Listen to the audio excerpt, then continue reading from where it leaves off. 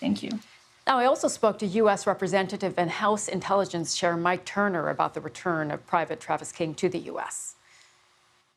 Chairman Turner, great to have you back on BBC News. I just want to start with getting your reaction to the news that Private Travis King is in U.S. custody. Sumi, we're certainly glad that he is back. It'll be interesting to hear what the investigation now shows, and also whatever he relates as to his reactions and interactions with the North Koreans. So we're certainly interested to learn how that has progressed. Yeah, and as the chairman of the Intelligence Committee, can you tell us perhaps a bit about what led to this release now and why Private King was expelled from North Korea? No, we don't know, and I think as the investigation on site continues, we'll get more information. The State Department was asked about what this means for relations with North Korea, and we saw the spokesperson Matthew Miller say earlier, look, I don't think this is a breakthrough in terms of diplomacy. How do you see this, and is there something you'd like to see the administration do going forward? Right, I agree. I don't think this is a diplomatic issue. This certainly isn't an overture by North Korea at all. I think this just relates back to the circumstances, which again will have to reveal themselves as the investigation is completed. Okay, well, I'd like to move on now to the question of a possible partial shutdown of the U.S. government. We spoke to your colleague on the Intelligence Committee, Democrat Raja Krishnamurthy, last week about the consequences of a possible shutdown globally, and this is what he told us.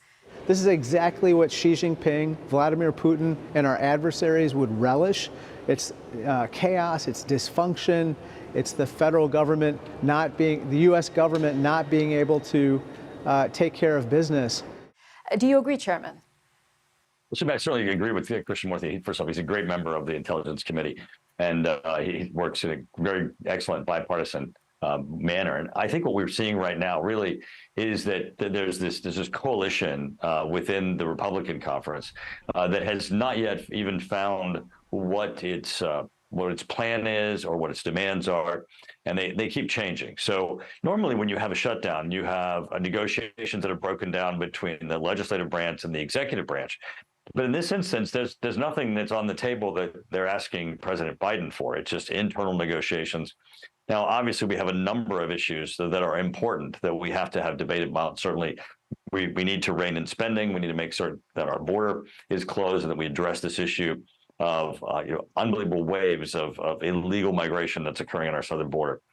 Those are all issues that I think that we can address as we move forward, but shutting down the government certainly isn't an answer. Could you tell us how concretely a shutdown would affect U.S. intelligence? Well, U.S. intelligence should not be significantly affected because even when there is a government shutdown, there are statutes in place that allow our essential services to be funded. So, for example, the military operations, intelligence operations continue. However, it does affect the ability for the government to take what we call new starts or additional initiatives. And we're sort of kind of stuck in a holding pattern, even for essential services, until this is resolved. You know, Chairman, that one of the issues that's being debated right now for a stopgap spending bill is further funding for Ukraine.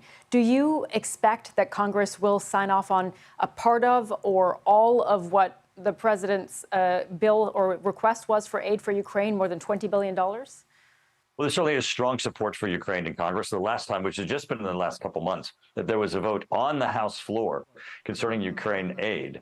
Out of the 435 members in the House, over 340 voted in favor of continuing that aid. So there's strong support in Congress. Obviously, there's a number of questions that need to be answered, not only just as to the progress that's occurring, the strategy that's being implemented in Ukraine itself, but also the elements of the administration's aid package. Only a portion of it is military, and some of the things that the administration has been funding are certainly concerning here on Capitol Hill. I think there'll be greater oversight and some significant scrutiny. Kevin McCarthy, our speaker, made clear to the president's team just recently that he's not pleased that Congress was left out in the formulating of the administration's plan. They could have discussed this with us earlier instead of just sending it over. Now it will certainly be subject to scrutiny as we determine how do we get to Ukraine what they absolutely need so they can continue to fight against Russian aggression. So, Chairman, what specifically do you think needs to be addressed in this assistance package that would lead to Congress signing off on it? Well, unfortunately, this administration has been very slow on the uptake to get critical weapon systems to Ukraine. Frequently, the administration has to publicly say no 3 times before they'll actually then capitulate and provide assistance to Ukraine. You have American tanks that are Abrams that are just now getting to Ukraine. There are pilots now being trained on F-16s. Previously, the president was opposed to F-16s. He was opposed to MiGs. Now, these delays have an impact on the battlefield itself.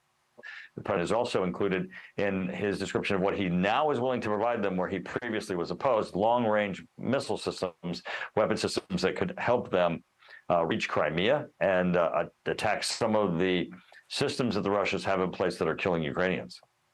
Ukraine has said if this White House aid assistance package is rejected, it would lead to emboldening Vladimir Putin, and also it would lead to European allies also starting to dial down their assistance. So what would you say to your colleagues in Congress who don't support more aid for Ukraine? Right, America needs to lead here. I mean, that is absolutely correct. Assuming what you just said is true, if America lessened its support, then obviously it would embolden Vladimir Putin and it would weaken European support.